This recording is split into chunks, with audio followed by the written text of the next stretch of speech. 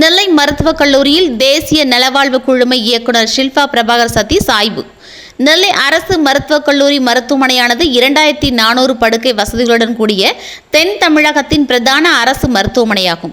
நெல்லை அரசு மருத்துவக் கல்லூரி மருத்துவமனையானது மருத்துவமனை தகவல் மேலாண்மை திட்டம் மூலம் அனைத்து நோயாளிகளின் சேவைகளையும் வழங்குவதில் தமிழகத்திலேயே முதலிடத்தில் உள்ளது.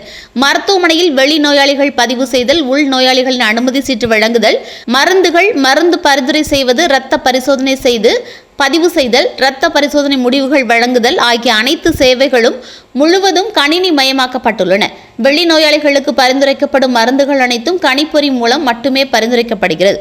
இரத்த பரிசோதனை செய்யப்படும் அதே நேரத்தில் மருத்துவர்கள் வலைத்தளத்தில் இரத்த பரிசோதனை முடிவுகளை காணலாம். நெல்லை அரசு மருத்துவக் கல்லூரி மருத்துவமனை தமிழக அளவில் இந்த திட்டத்தினை சிறப்பாக செயல்படுத்தி கொண்டு வருவதால் இந்த திட்டத்தின் மேம்படுத்தப்பட்ட வடிவத்தை முதலில் அமல்படுத்திடும் வாய்ப்பு அளிக்கப்பட்டிருக்கிறது.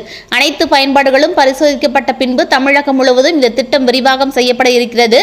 இந்த நிலையில் தேசிய நல்வாழ்வு குழும இயக்குநர் ஷில்பா பிரபாகர் சதீஷ் தலைமையில் மருத்துவமனை மேலாண்மை திட்ட செயலாக்க ஆய்வுக் கூட்டம் நடைபெற்றது. இது தொடர்பாக டாக்டர்களின் கருத்துக்களும் கேட்கப்பட்டன. மேலும் திட்டம் செயல்படுத்தப்படுவதை நேரில் ஆய்வு செய்தார்.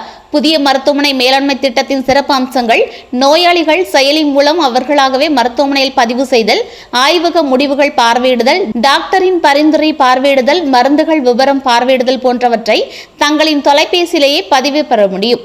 மேலும் ஆய்வக முடிவுகள் கணினி பொறியில் செய்யப்பட்டதும் நோயாளிகளின் பதிவு செய்யப்பட்ட தொலைபேசி எண்ணுக்கு தானியங்கி முறையில் உடனுக்குடன் செல்லும் வசதியும் இதில் உள்ளது.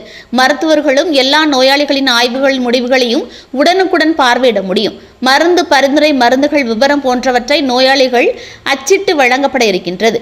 ஆய்வுக் கூட்டத்தில் ஆட்சியர் கார்த்திகேயன், டீன் ரேவதி பாலன், மருத்துவமனை கண்காணிப்பாளர் டாக்டர் பாலசுப்ரமணியன், டாக்டர் ஆறுமுகம், சுகாதார பணிகள் இணை இயக்குநர் லதா, மாவட்ட சுகாதார அலுவலர் கீதாராணி, மருத்துவமனை தகவல் மேலாண்மை திட்ட அலுவலர் டாக்டர் சார்லஸ் பொன்ரூபன் உட்பட பலரும் கலந்து கொண்டனர்.